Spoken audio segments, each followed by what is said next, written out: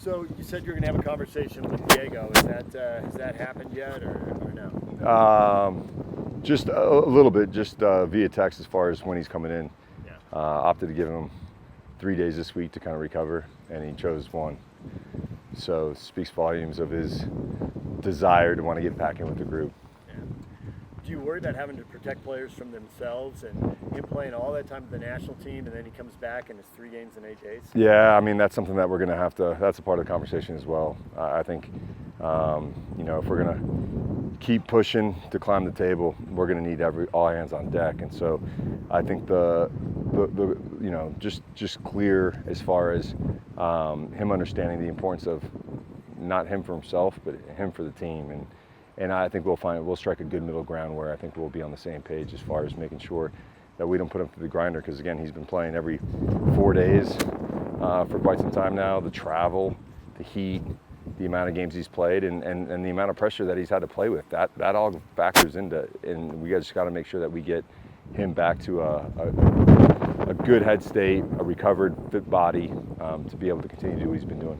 Not all minutes are created equally. It seems like the adrenaline was really planted for him. I mean, he might have only played 70 in a game, but it might have felt like 120 for the body. Yeah, again, I think the one thing with Diego, and I think the thing that everyone has recognized, is that he doesn't take a play off, whether it's offense or defense. And so that level of engagement requires a lot of brain power, and the brain uses the same energy fuel that the body uses. And so again, I think he represented himself, I think all of us at the club, really, really well. And I think the way he started the campaign is going to be critical to being the same way he finishes the campaign for us. Yeah. You also don't like to change the lineup after a good performance or a win. Not all good performances are wins. I suppose not all wins are good performances. Correct. But the last one, I think, qualifies as a good performance and a win. Yeah. So is there a little bit of, hey, I need to keep those 11 in place as much as possible anyway? Yeah, I think there is, but I think there's always exceptions to the rule as well. I think the integration factor for Diego Luna will be important.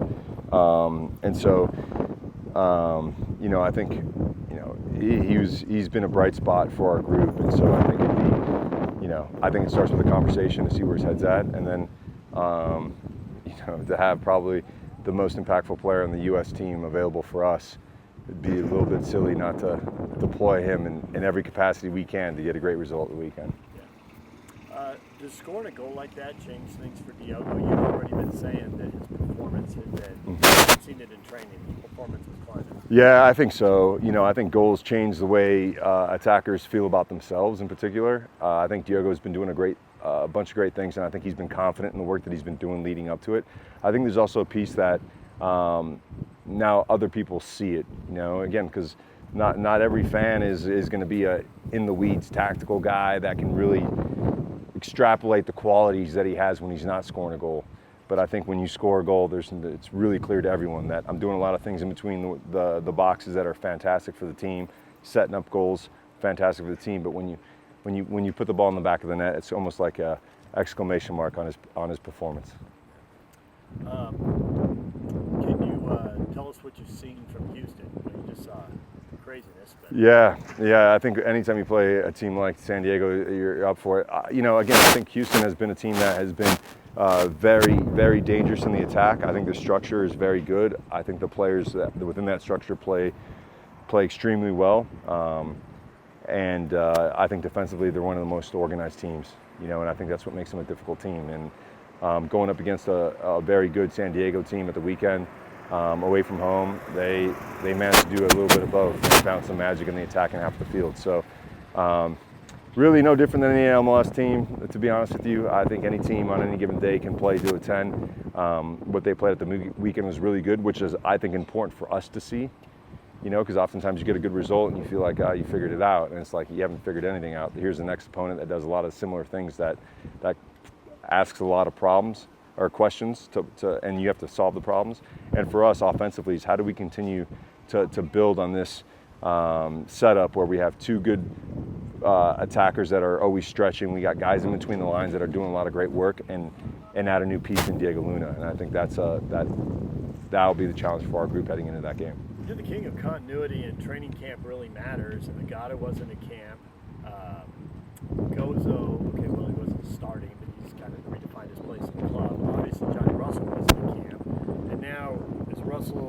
settles in and Gozo breaks out, Diego Luna wasn't here, so he hasn't played with those guys. Will it look the same when he comes back? Or are you tweaking things? Yeah, we'll probably have a couple tweaks to our setup. Again, I think the most important thing is to keep players in positions where they feel comfortable. And I think for me, Gozo has been excellent every game, creating huge opportunities for our team. And a lot of times you don't understand what moving a younger player out of that position and how it affects his confidence. So can he do this other thing? Absolutely he can. But he won't, not with the same level of belief as how he's been doing it in real time in games in the last 7 or 8 games. And so I think there's going to be a couple tweaks because we have to put every player in their best position to be successful. And, you know, we've talked about it a lot with the coaches, and certain phases will look the same, other phases of the game and the attack in particular will look different. And I think defensively we can continue to hold a pretty similar standard and tactical formation on the defensive side of the ball. Is the club getting enough crosses in for William Agata, or is that going to be an area of improvement? You know, I think what's changed in our attack is that we've been able to attack more vertically from our goal kick build, right? So whereas early in the season, it was a more long-winded build where you had to have more crosses because the middle was closed. Because of how good we've been in our goal kick build, we've been able to break teams down the middle at speed. And so now we're not talking so much about crosses as better decisions 18 yards, you know, from goal. Is it a cutback? Is it a ball behind the back line? Is it a set to the pivot that then goes across? So we're talking about more, you know, probably 40 yards of space versus like the extra 25 yards of the field that typically we'd be working with on a slow build. Pablo, can you talk about what having Brian Ojeda back means and just 30,000-foot view of what he brings 90 minutes? Yeah, you know, I think it's so interesting because the team changes with every player that's in and every player that's out. And it's amazing how the team just morphs. You know, but I thought in the 5 minutes that he played, again, I think he's a very engaged midfielder that doesn't take a play off. And so defensively will add tons. I think Pablo has brought a lot of great things to our attack and being more forward, switching the point of attack, looking at balls beyond the back line. And I think, you know, that partnership for this weekend should be a real interesting one where I think it'll be a good balance. So it's great to have him back. He's a guy that dies for the team every week in and week out. His output, physical output is through the roof, and his commitment is top. So I'm really excited to have him back and look forward to really working with him the rest of the week and getting him in a place where he can contribute meaningful minutes at the weekend. And I know you are next 90 minutes is all that matters guy, but you know, Diego and Ojeda basically were gone for a month but only missed 3 games, and now we've got 8 or 9 games coming up in the next, you know, 25-30 days. How does that rhythm provide maybe opportunity and you know, give everybody an opportunity to be intense, whether it's for 15 minutes or 90 minutes? Yeah, no, I think one of the things that we pride ourselves on is the understanding that everything that we do is from a perspective of team. And in order to make any kind of run here late in the season, we're going to need all hands on deck. And so these games coming up in quick succession allow us to like look at matchups that we haven't seen, you know, whether it's Pablo and Ojeda, whether it's Pablo and Emeka, and seeing what those things look like, as well as outside backs. You know, Bodie's going to have to get a run here. You know, guys up front, you know, Johnny and, you know, Aiden, Gozo, Lockie, Wolfie, like we're going to have to use our whole group, because a big part of what we want to do is be able to really dictate the game on both sides of the ball, and you're going to need fresh legs to do that. So it gives us a really good opportunity, but the most important thing in this 8 games is that the mentality and the standard has to maintain. We have to maintain that same standard that we've had in the last 3 games, and that will be critical for our success moving forward. And I know you've talked about it in the past with your career.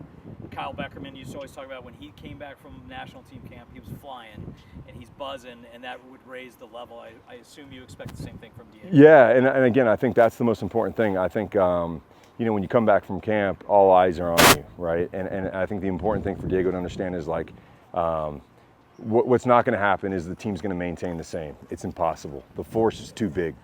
The energy is too strong. So we're either uplifted or we're going the other way. There's only 2 ways this can go. It's not, but it can't remain the same with such an impactful player coming from such a high level.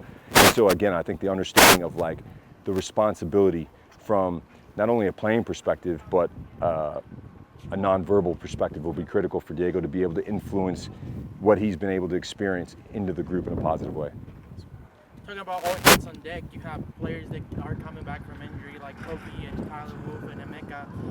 How are they physically and how soon are you expecting all of them to be full training with the team already? Yeah, I think Kobe's making some good strides. He's had some good performances. He'll be available. Emeka will hopefully take part in the majority of our training session tomorrow, which is going to be big spaces, 11s. So he'll be able to get a feel as to where he's at. And the expectation is maybe not so much contribute this weekend, but really looking towards that Portland game to giving him some meaningful minutes. And Wolfie's just now come onto the field from his recovery, so I anticipate he'll still be 10 days to 2 weeks away from actually joining the team. Speaking of Ojeda, you talk about it, you didn't know exactly how well physically he was at the time that he was away. Now that you had a chance to see him, do you think he's ready to start a game, or do you gonna take it step by step with him? Yeah, I think Ojeda is one of these players that never is never unfit. So when we get back from preseason, he's as fit as the first day of preseason as he is 2 months later. So my expectation and my conversation with him was that he kept himself sharp. What I saw today was really dynamic in his ability to react to the speed of a small-sided training day. Tomorrow will be the bigger spaces, and I think we'll reveal a little bit more. But I'm comfortable with Brian's physical output, and I think he'll be ready to go this weekend. And of course, it's July, so winter transfer is coming out. Anything you can tell us about that, or what are the talks? Yeah. The striker is still the main focus on it? Absolutely. I think that's a position where I think we need to continue to reinforce, and along with another attacker as well. And again, I think some of our better performances in recent weeks have come from having almost a two-striker setup, where we're creating space behind and we can attack that space, but we also have good players underneath. And so two attackers, and then in some of the wide areas, outside back areas, I think is an area where we need to continue to be aggressive and have a little bit more depth.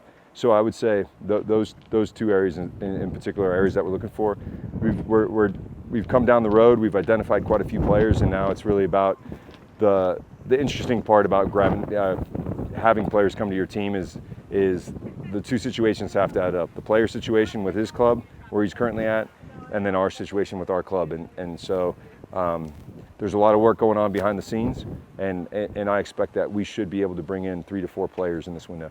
Okay, and with that being said, you're a coach that really cares about the players that you have and not bringing them down. Bringing players like strikers, right, and you have Willie and Ari, they have kind of, Willie came in, Ari stepped down. How you keep them motivated after all that? Yeah, I think it's just one is a lot of communication and a lot of conversation. I think, listen, we participate in a world that is always about winning, and when you have new players in, there's 2 ways for a player to receive the information. 1, I'm not good enough, or 2, this is the greatest thing that could have happened to me because I'm going to show everyone that I'm better than the guy coming in, right? And so the communication piece is important, but really it comes down to the individual to rise to the level of challenge and to look at it like the greatest challenge that I'm going to overcome. Because the other way, it will almost validate the reason why those new players are here, if that makes sense. Yeah. So again, every team in the world is always trying to improve, and sometimes it may not be the guy that we get that starts. It may be just what we needed to get more out of the guys that were currently here. You see? And that's all for me. Thanks, Pablo. All right, guys. Thank you.